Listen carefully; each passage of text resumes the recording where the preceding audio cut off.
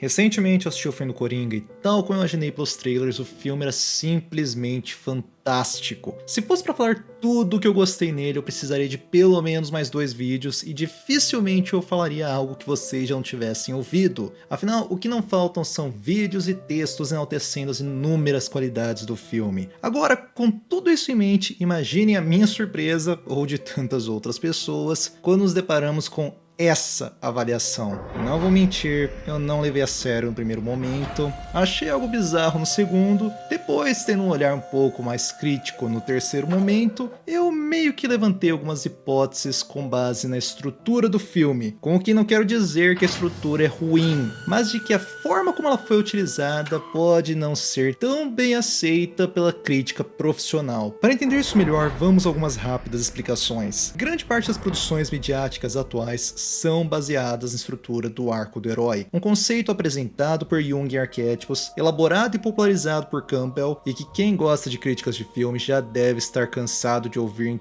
todos os vídeos que assiste, então serei breve. A ideia do conceito é: uma pessoa se depara com uma situação nova, no primeiro momento ela tenta não se envolver, mas acaba se envolvendo de qualquer jeito, sendo arrastada por uma aventura, na qual tem sucesso no primeiro momento, porém fracassa no segundo e chega no fundo do poço, onde ela descobre algo novo que utiliza para sair dali, enfrentar e vencer quem ou o que a fez a fracassar, para por fim voltar ao seu mundo, ou para onde ela estava antes de entrar na aventura, porém possuindo algo novo, que pode ter lhe tornado uma pessoa diferente, mudando sua perspectiva do mundo, sua relação com o mundo, dentre outras possibilidades. Enquanto eu falava sobre este conceito, você provavelmente deve ter pensado em algum filme, jogo ou série, mas eu nem ouso tentar adivinhar qual ou de que gênero. Afinal, essa estrutura é tão popular atualmente que ela é usada como uma base para os famosos 3 atos. Agora, isso não quer dizer que ela é a única, nem que essa é a única forma que ela possui, como Aylan mostrou no seu livro Creating Character Arcs, onde ela apresenta pelo menos 3 variações dessa estrutura: o Positive Character Arc, Negative Character Arc e o Flat Character Arc. E eu digo pelo menos 3 variações, pois há pessoas como o youtuber Totally Not Mark que apontam a possibilidade de dividir o Flat Character Arc em outras 2 categorias, mas isso é assunto para outra hora. Vamos nos focar nos 2 primeiros, que para facilitar nossa vida eu vou chamar de positivo e negativo, ok?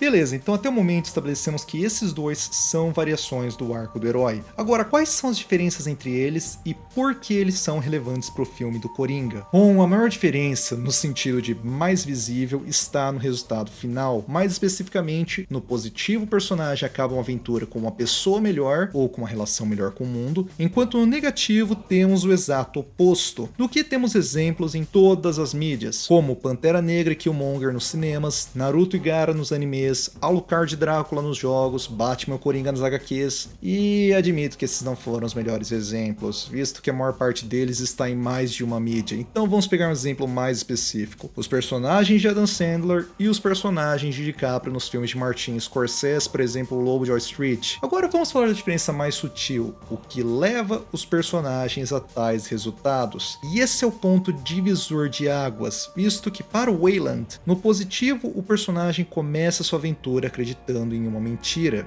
e ao longo dela obtém este algo novo, uma verdade que o torna alguém melhor e o ajuda a superar os desafios. Já no negativo, o personagem começa acreditando em uma verdade e acaba acreditando em uma mentira. Por exemplo, Naruto começa acreditando que não poderia ser aceito pela sociedade e que a única forma de ter atenção seria provocando os outros, mas depois encontra formas de se integrar ao mundo e transformá-lo em algo melhor com suas ações. Já Gaara começa a história como alguém inocente que acreditava que poderia ser aceito, porém após diversos ataques e rejeições, passou a acreditar que a única forma de existir seria através de uma postura antagônica, impondo sua existência e quebrando todos aqueles que não aceitassem. Mas aqui temos um problema. O conceito de verdade e mentira funciona bem nesse cenário porque foi construído para isso, de forma que mesmo que simpatizemos com Gaara, a história nos dá claros elementos para sentirmos que ele está errado e que Naruto está certo, tanto é que mais tarde ele acaba se convencendo convertendo ao narutismo como tantos outros vilões. Agora, e quando falamos de um cenário onde a linha entre verdade e mentira não é algo tão claro? Por exemplo, The Watchmen. Neste filme vemos Ozymandias, um personagem inicialmente bem intencionado e esperançoso, acabar se tornando o autor de um plano que mataria milhões de pessoas, porém cujo resultado final foi impedir uma guerra nuclear e levar à paz mundial. Aí fica a pergunta, o que levou o Ozzy a fazer isso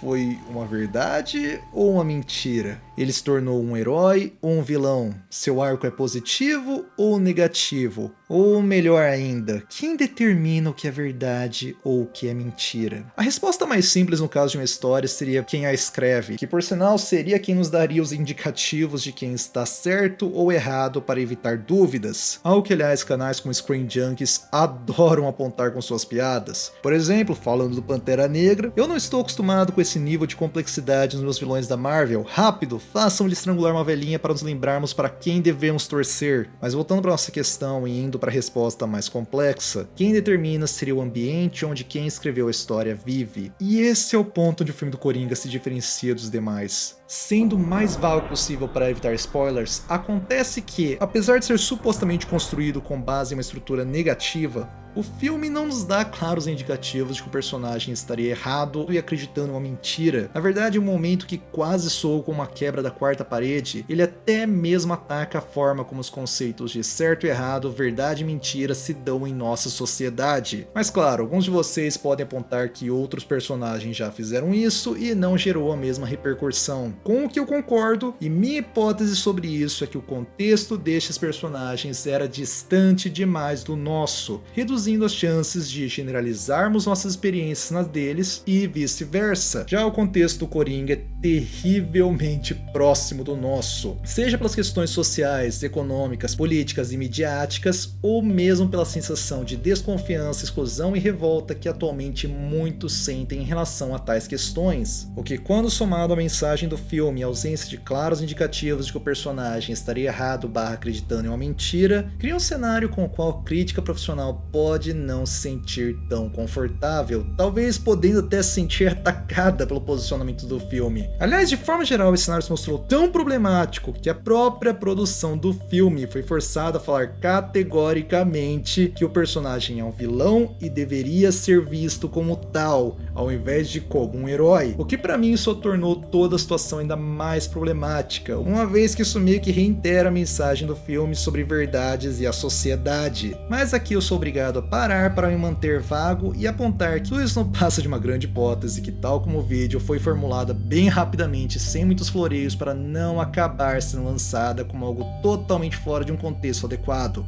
Dito isso, deixo o espaço aberto para vocês também me contarem quais são suas hipóteses para o grande drama das críticas, podendo me mandar suas teorias nos comentários, e caso vocês queiram ver algo um pouco mais elaborado, continuem ligados no canal, pois eventualmente eu lanço alguns vídeos de ponta aqui, embora eu admita que demore um pouco.